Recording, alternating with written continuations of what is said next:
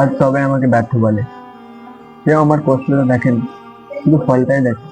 ছোটবেলা থেকে স্বপ্ন ছিল নিজের পরিশ্রমে নিজের পরিবারের মুখে হাসি ফোটাবো, কিন্তু আমি যতবারই সামনে এগিয়েছি ততবারই বাধা এসেছি।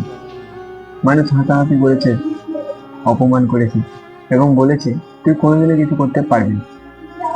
কিন্তু আমি হাল ছাড়িনি, কারণ আমি জানি পরিশ্রম কখনো বিফলে যায়নি।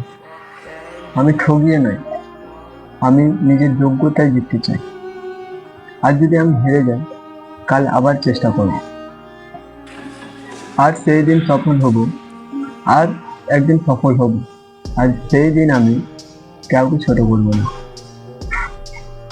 শুধু প্রমাণ করে দেব যে যে মানুষ নিজের স্বপ্নকে বিশ্বাস করে তাকে হারানো খুব কঠিন।